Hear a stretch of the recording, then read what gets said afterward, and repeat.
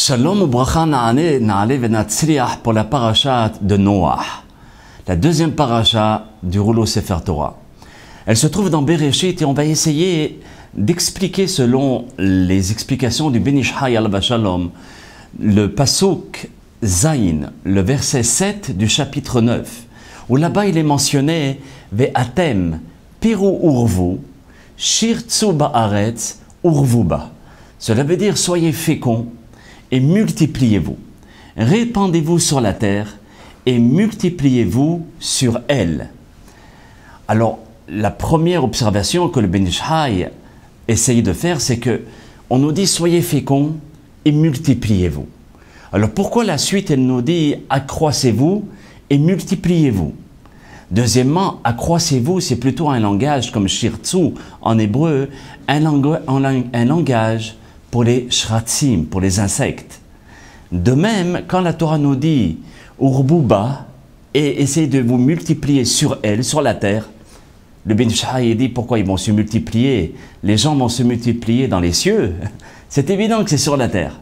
Alors, avec ces trois questions, déjà, le Ben Ish Chai explique, avant d'expliquer déjà, il va nous rapporter le domaine des quatre olamot, la notion des quatre mondes qu'il y a, les mondes spirituels. Il y a le premier monde qui est Atzilut, le monde le plus haut, c'est l'émanation. Ensuite, nous avons le deuxième monde qui vient en dessous, c'est le monde de la Beria, de la construction. Ensuite, le troisième monde, c'est le monde de la Yetzira, de la formation, Yotzer. Et le dernier monde qui est notre monde, c'est Asiya. Mais il faut savoir que dans ces quatre mondes, aussi bien là-haut que ici, il y a ces mondes-là. Donc, dans chaque monde, il y a un nom de Dieu qui réside, ce qu'on appelle un Meirbo. Non seulement qui réside, mais il illumine ce monde-là. Et ce nom-là est sur le sar, sur le prince d'un ange, qui va porter ce nom-là. Par exemple, dans le monde de Beria, c'est le nom de El Shaddai qui se trouve à l'intérieur de ce monde, qui illumine ce monde-là et qui envoie cette lumière dans notre planète. De même, dans le monde de Yetzira, le monde de la formation, c'est le nom de El Hashem, El Havaya, qui réside et qui envoie ses lumières. Maintenant, dans le monde de la Asiya, aussi bien dans la Asiya supérieure que dans la Asiya inférieure qui est notre monde, c'est le nom de El Adonai. Mais Adonai écrit avec Aleph, Dalet, Nun, Yud, qui vient du mot Adoni, mon maître. Et le El Adonai a pour valeur numérique de 96. Après avoir expliqué ces quatre notions du monde, le monde, il faut savoir qu'il tient, et vraiment il tient sur la miséricorde, sur la rahamim, comme il est mentionné dans le Tehillim, au Perek Petet, au chapitre 89 et au verset Gimel 3, où là-bas David Amelech alav shalom il nous dit Olam Hesed Ibane. Le monde, il est construit sur la bonté, sur la miséricorde. Donc c'est le Hesed El, c'est la bonté de Dieu.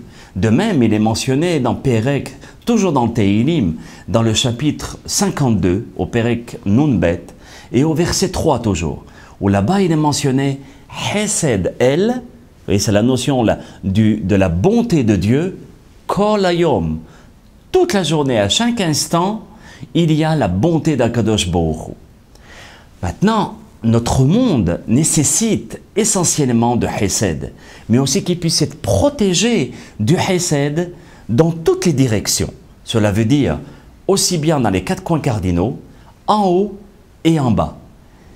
Comme il est mentionné dans le Tehillim, toujours au chapitre 32, Perek Lamed Bet, et au verset Yud, au chapitre 10, où là-bas c'est mentionné Hesed et sauvez-nous. La bonté m'entoure pas seulement dans les quatre coins cardinaux, mais aussi bien en haut et en bas. C'est-à-dire que le monde entier nécessite de miséricorde et nous, qui sommes dans ce monde, nous sommes enveloppés de la miséricorde par les quatre coins cardinaux. Le Rav ajoute, il dit, tu sais, c'est pas un hasard si le monde a été programmé pour 6000 ans. Encore une fois, la notion du 6, les quatre coins cardinaux et aussi en haut et en bas, qui veut dire que la protection d'Akadosh Baruch Hu, elle est dans ces 6000 ans, dans les 6 coins ou dans les 6 parties du monde.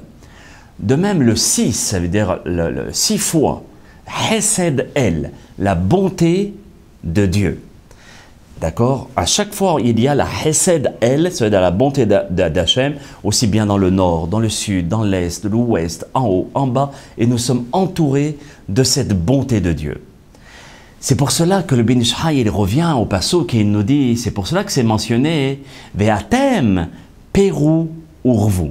Soyez féconds et multipliez-vous. Ça, c'est la première partie du verset. La deuxième partie, par ce mérite que vous allez vous multiplier, shirtsu ba'aretz, vous allez vous accroisser. Ça veut dire aussi bien comme les animaux, ça veut dire comme les shratzim, les reptiles. Donc les reptiles eux-mêmes mettent beaucoup d'enfants au monde. Et donc quand il nous dit shirtsu, qu'est-ce que ça veut dire shirtsu? Ça veut dire s'accroisser. Mais le Rav, il va plus loin. Il y coupe le mot de Dieu en deux du terme shirtsu. Shin resh tzadeh vav, quand on le coupe en deux.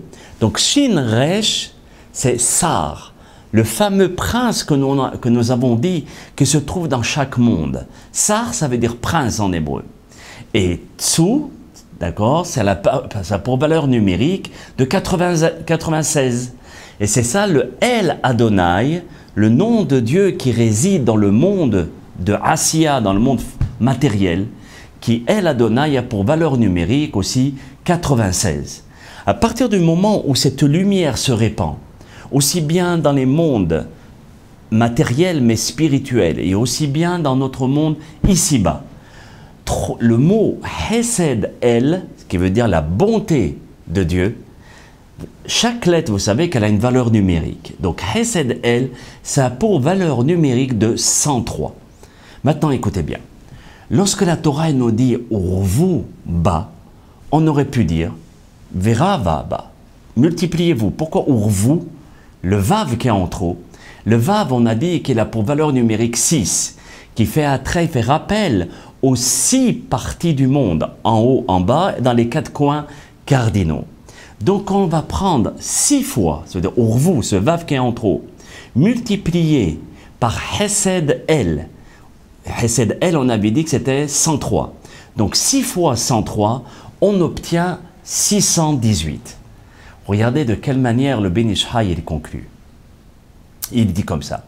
Vous savez pourquoi Akadosh Baruch Hu nous a demandé de porter le talit sous les vêtements? Parce que le talit nous protège. Et vous savez que le talit, pour qu'il puisse être selon les normes de la Torah, puisqu'il y a les normes selon nos rabbanim, et les normes selon la Torah. Un talit, selon les normes de la Torah, ça doit être en laine de mouton. Si c'est dans d'autres produits, c'est cachère, c'est sûr, mais c'est selon nos rabbins. Donc le Ben Ish Chai nous dit, la laine de mouton, c'est le meilleur. Et quand on voit la valeur numérique, comment on dit laine, c'est tsemer. Comment on dit les moutons, les brebis, rehilim.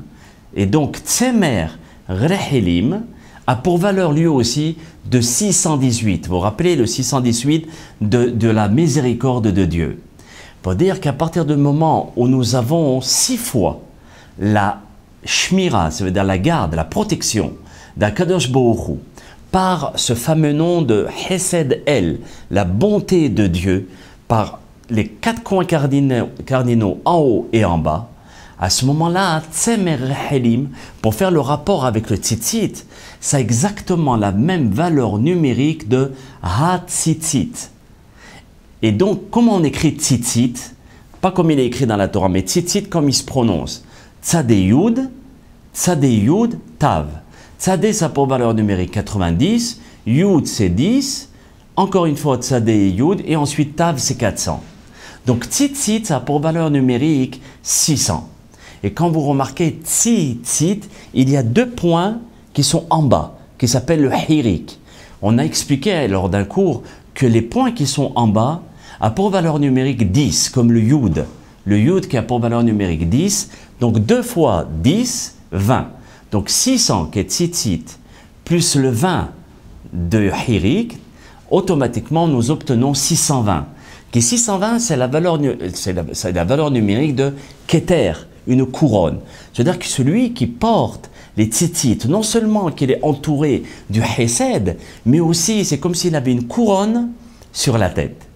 Et 620, vous avez deviné, c'est 613 mitzvot de la Torah et les 7 mitzvot des Rabbanan, de nos sages. Nous avons 613 mitzvot qui sont instaurés par la Torah et 7 qui sont selon nos Rabbanim. Et donc, les 7 de nos Rabbanim, ce sont les brachot, de réciter une bénédiction avant un aliment. Ce sont nos sages qui l'ont instauré, basé naturellement sur la Torah. Netilat yadaim, se laver les mains avant de manger du pain. Et Hérouvine, d'accord, de façon à pouvoir porter dans un domaine à un autre domaine. Le Hallel, glorification. Le Ner Shel Shabbat, allumer les nérodes de Shabbat avant Shabbat. La lecture de la Megillah. Et puis la fête de Hanouka. Si vous voulez, c'est l'acrostiche de Shema béni. Shema béni qui veut dire « écoute mon fils ». Le shin de Shema, c'est Shevah, ça veut dire le Hallel, la glorification.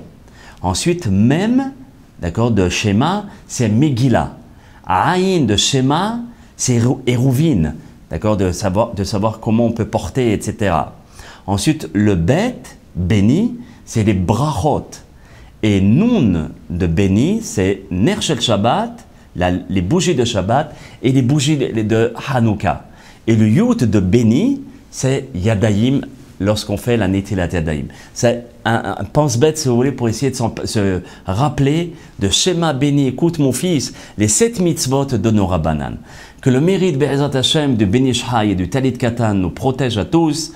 Bracha ve'atzlaha pour d'autres pirushim du Beni Ishai alav shalom. Kol Tuv.